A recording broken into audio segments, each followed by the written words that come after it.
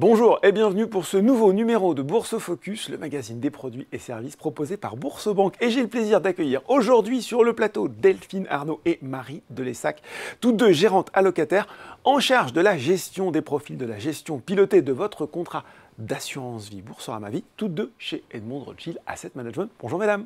Bonjour Laurent. Bonjour Laurent. Bon, on se retrouve bien sûr pour faire ce point trimestriel sur la gestion pilotée, je l'ai dit, du contrat d'assurance vie Boursorama Vie.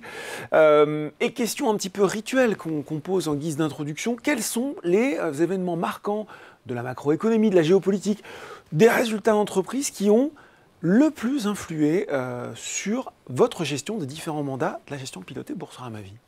Ce qui a marqué ce trimestre écoulé, c'est vraiment la macroéconomie, avec un mot, la résilience. La résilience du cycle, malgré 18 mois de resserrement monétaire de la part des banques centrales partout dans le monde, puisque même le Japon est rentré dans la danse avec une hausse des taux longs, un relâchement de ces contrôles sur les taux longs. Résilience de la macroéconomie du consommateur d'une part. Alors le consommateur, il faut dire qu'il a bénéficié d'un matelas d'épargne après le Covid. Également, il a bénéficié d'un effet richesse, c'est très important aux États-Unis parce que les actions ont rebondi depuis le début de l'année, donc ça fait autant d'effet richesse pour son épargne. Ça contribue à sa résilience. Également, le marché de l'emploi qui se tient très très bien. Si tout le monde a un job et qu'en plus il bénéficie de hausse de salaire pour faire face à l'inflation, aux États-Unis, bonne disposition pour consommer. Exactement. Ouais. Aux États-Unis, ces hausses de salaire ont fait plus que compenser l'inflation. En Europe, on n'y est pas encore tout à fait, mais du coup, ça soutient quand même la consommation. Delphine, sur le consommateur, est-ce qu'on n'arrive pas quand même au bout de justement cette épargne accumulée pendant le Covid? Si, alors aux États-Unis, on a une bonne surprise, c'est que les statistiques américaines, qui s'y reprennent toujours à 2 fois pour nous donner un chiffre juste, ont révisé à la hausse leur matelas d'épargne. Mais la tendance, c'est bien sûr que les consommateurs puissent dans cette épargne, c'est ce qui soutient la consommation, mais c'est aussi ce qui fait que ce matelas d'épargne, il n'est pas infini. Donc on a relevé le point de départ, mais la tendance, c'est toujours à puiser dans ce matelas d'épargne. Et donc du coup, c'est ce qui nous fait dire que ces facteurs de soutien qui ont marqué la résilience du consommateur, finalement, ils vont tendre à s'amenuiser dans les semestres à venir. Et résilience également des entreprises. Les entreprises ont très bien publié, on est assez contents. Ouais. Résilience des entreprises déjà parce qu'elles ont bénéficié de choses qui les pénalisaient et qui ne les pénalisent moins. Ce sont toutes les ruptures de chaînes d'approvisionnement à l'issue du Covid. Donc ça s'est résorbé et on le voit dans leurs chiffres, c'est beaucoup mieux. D'accord. Ensuite de ça, ce qu'on a dit sur le consommateur, ça fait autant de chiffres d'affaires en plus pour elles. Ensuite de ça, elles octroient moins d'augmentation de salaire. Les hausses de salaire, cet effet rattrapage, voilà, ils commencent un petit peu à s'amenuiser. Oui. Elles ont bénéficié de la désinflation par les matières premières. Et elles ont des carnets de commandes qui sont encore bien remplis, qui fait que ça leur a permis de faire face à un ralentissement de la demande. Ça a temporisé un petit peu. Moins de nouvelles commandes, mais finalement un carnet qui est bien rempli, donc on arrive à approvisionner les chaînes. Donc ce sont des facteurs qui nous réjouissent quand on regarde dans le rétroviseur, mais on sent bien quand même que ce sont tous des facteurs, que ce soit pour le consommateur ou pour les entreprises, sont des facteurs qui sont quand même à courte vue et qui ne vont pas dans le bon sens. Oui. Et par contre, le revers de la médaille, c'est qu'un cycle plus résilient tant du côté des consommateurs que des entreprises, ça fait une inflation qui peine à se résorber. Oui. On a fait le plus gros du travail, on est passé de 8 à 5 assez facilement sur l'inflation et l'énergie a beaucoup contribué à ça. Avec le retour du pétrole à 90$, on voit bien que le deuxième pas, la deuxième marche d'escalier, le 5 à 2, il est plus difficile et il oblige les banques centrales à être toujours à la manœuvre. Donc, la Fed s'est octroyé une pause sur sa hausse des taux, mais elle continue le quantitative tightening. Donc, c'est le fait de réduire la taille de son bilan. La Banque centrale européenne, elle a une inflation plus haute et des taux qui sont plus bas qu'aux États-Unis. Du coup, elle est obligée d'être encore à la manœuvre et elle a continué au cours du trimestre à monter ses taux. Du coup, elle arrive à un niveau de taux qui, là, nous semble un peu raisonnable et elle peut gagner du temps. Et la Banque centrale japonaise, elle-même, avec une inflation au Japon, on n'a jamais vu ça. Oui, effectivement. Après des années de Elle est obligée d'être à la manœuvre et donc elle a relâché un petit peu la pression qu'elle mettait pour contenir les taux longs. Ouais. Bon, résilience, mais quand même, quand je vous écoute, Delphine, contexte qui reste compliqué. Quelle est votre vision sur les différentes classes d'actifs, alors que ce n'est désormais un secret pour personne, l'obligataire a retrouvé toutes ses lettres de noblesse et qu'on sent encore beaucoup d'incertitudes sur le marché action? Effectivement, sur l'obligataire, si on revient un an et demi en arrière, la Banque centrale américaine a monté ses taux de plus de 5%, la Banque centrale européenne est taux négatif est passé aujourd'hui à 4%. Si vous aviez un investissement sur des obligations gouvernementales de la zone euro fin 2021, aujourd'hui, il aurait perdu presque 20% de sa valeur. Donc un mouvement de baisse du prix des obligations d'une ampleur quasi inédite. Oui. Et après ce mouvement, évidemment, effectivement, l'obligataire retrouve un peu des couleurs et retrouve de l'attrait. On a enfin des coupons sur les obligations qui deviennent un peu intéressants. On est un peu en dessous de 3% sur une obligation à 10 ans de l'État allemand, un peu au-dessus de 4,5% pour une obligation équivalente américaine en dollars. Oui. Et pour les entreprises, c'est même à chaque fois un petit peu plus en fonction de leur qualité. Donc ça retrouve de l'attrait. Attention en revanche, un coupon n'est pas une garantie de performance.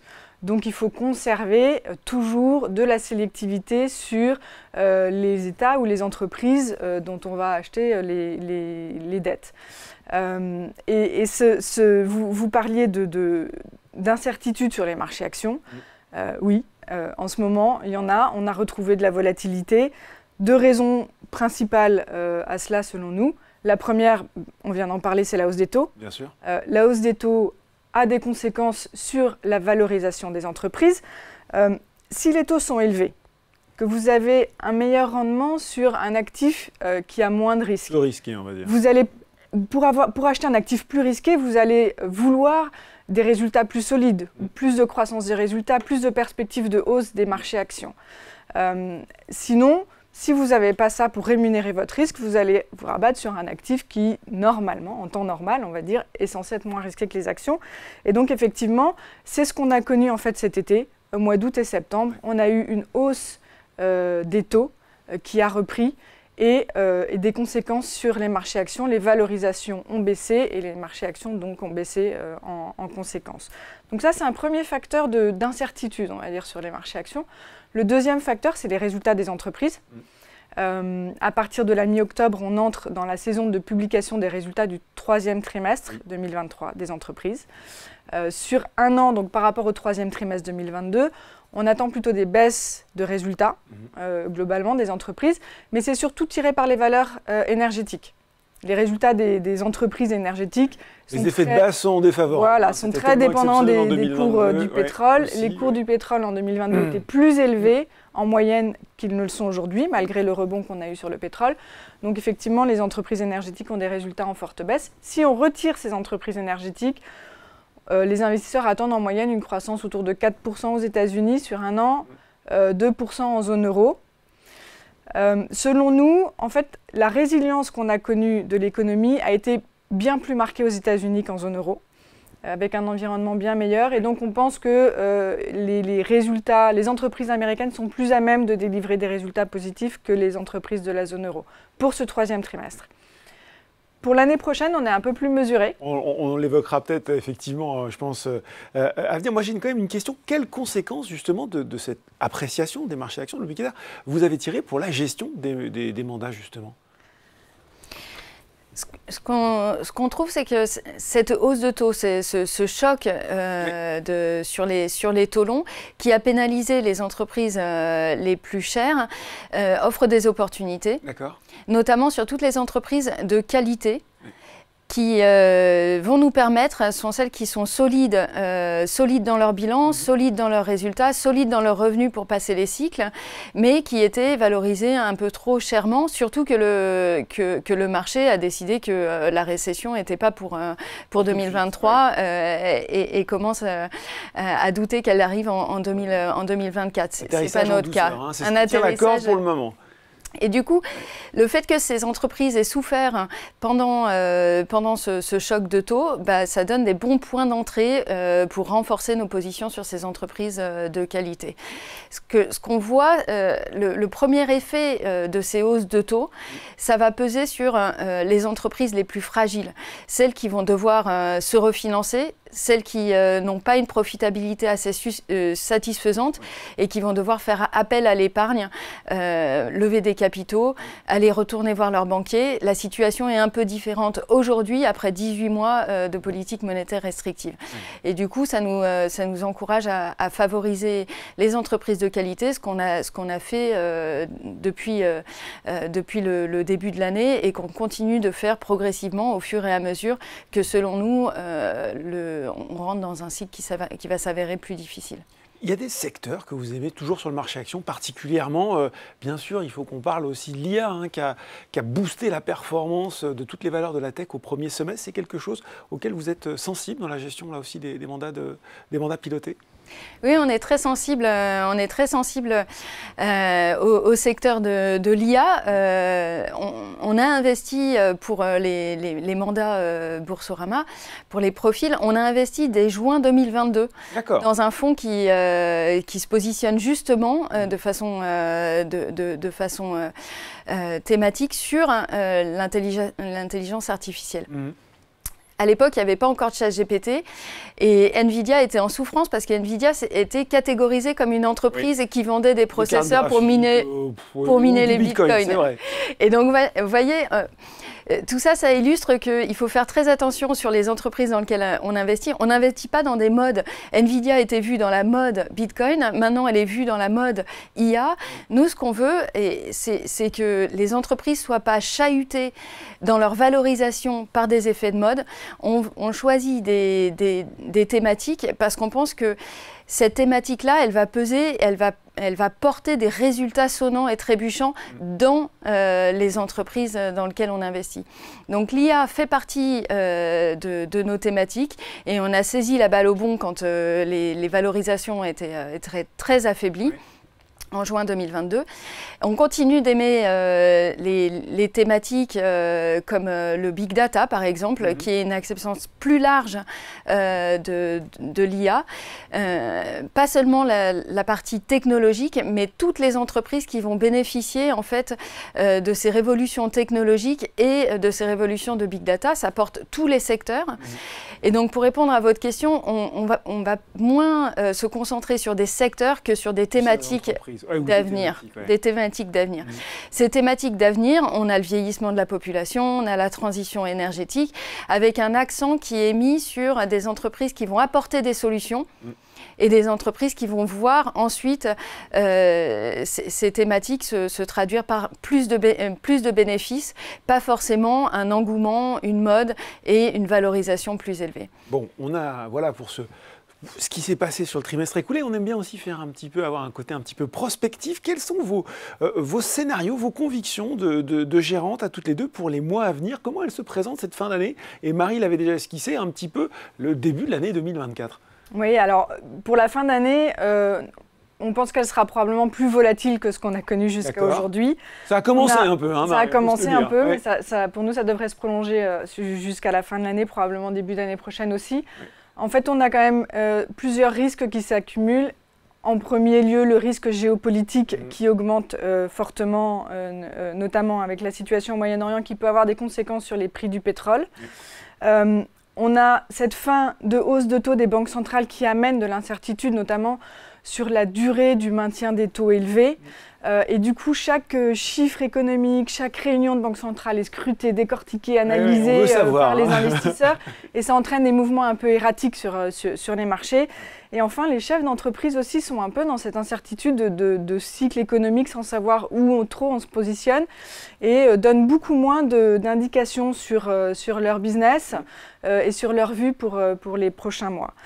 Donc fin d'année plutôt volatile. Du coup, sur les obligations, aujourd'hui, on préfère les obligations d'entreprise à court terme qui ont retrouvé un rendement intéressant avec la hausse des taux et notamment un rendement qui peut être supérieur à celui du monétaire.